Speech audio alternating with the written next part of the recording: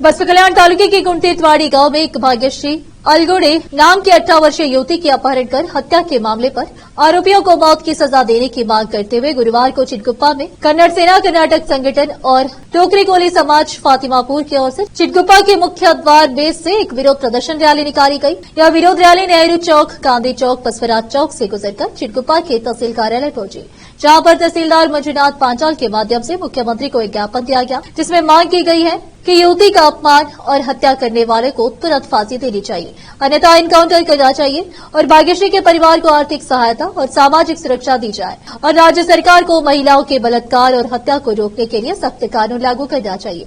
इस अवसर पर कन्नड़ सेना कर्नाटक संगठन के पदाधिकारी व सामाजिक शुभचिंतक और अन्य लोग उपस्थित थे। चिटगुप्पा से केपी न्यूज के संवाददाता अजीम की रिपोर्ट। ನಾವು ಮೊದಲು ಯಾವ ಸಮಯದಲ್ಲಿ ಆಗಿದೆ ಅಂತಕ್ಕಂಥದ್ದು ಮುಖ್ಯ ಅಲ್ಲ, ಯಾವ ಜಾಗದಲ್ಲಿ ಆಗಿದೆ, ಯಾರ ಮೇಲೆ ಆಗಿದೆ ಅಂತಕ್ಕಂಥದ್ದು ಬಹಳ ಮುಖ್ಯವಾಗಿದೆ.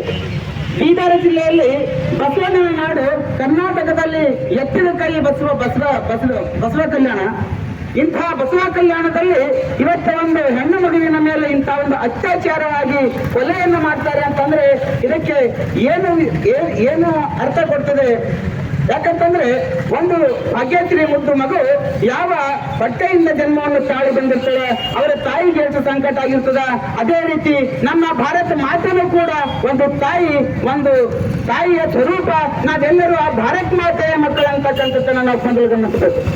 ಯಾಕಂತಂದ್ರೆ ಇವತ್ತು ನಮಗೆ ಭಾಗವಹಿಸಿರುವ ಕೂಲಿ ಸಮಾಜದ ತಾಲೂಕಿನ ಎಲ್ಲ ನನ್ನ ಬಂಧುಗಳಿಗೆ ಮತ್ತು ಚಿಟಗುಪ್ಪ ಪಟ್ಟಣದ ಎಲ್ಲ ಕನ್ನಡ ಪರ ಸಂಘಟನೆಯ ಪದಾಧಿಕಾರಿಗಳಿಗೆ ಮತ್ತು ವಿಶೇಷವಾಗಿ ಈ ಒಂದು ಪ್ರತಿಭಟನೆಯ ನೇತೃತ್ವವನ್ನು ವಹಿಸಿಕೊಂಡಿರುವಂತಹ ಕನ್ನಡ ಸೇನೆ ಕರ್ನಾಟಕ ಸಂಘಟನೆಯ ರಾಜ್ಯಾಧ್ಯಕ್ಷರ ಆದೇಶದ ಮತ್ತು ಅವರ ನಮ್ಮ ರಾಜ್ಯೋಪಾಧ್ಯಕ್ಷರಾದ ರವಿಸ್ವಾಮಿ ನಿರ್ಣಯವರಿಗೂ ಕೂಡ ನಾನು ಮತ್ತು ತಾಲೂಕಾಧ್ಯಕ್ಷ ಪವನ್ ಪೂಜಾರಿ ಅವರಿಗೂ ಕೂಡ ನಾನು ಧನ್ಯವಾದಗಳನ್ನು ಸಲ್ಲಿಸುತ್ತಾ, ಈ ಒಂದು ನಮ್ಮ ಬೀದರ್ ಜಿಲ್ಲೆ ಕರ್ನಾಟಕದ ಒಂದು ಕಿರೀಟ, ಅದು ವಿಶೇಷವಾಗಿ ಬಸವಣ್ಣನವರ ಕರ್ಮಭೂಮಿ ಬಸವ ಕಲ್ಯಾಣದಲ್ಲಿ ಇಂಥ ಒಂದು ಘಟನೆ ಆಗಿದೆ ಅಂದ್ರೆ ಅದು ತುಂಬಲಾರದಂತ ಒಂದು ನೋವಿನ ಸಂಗತಿ.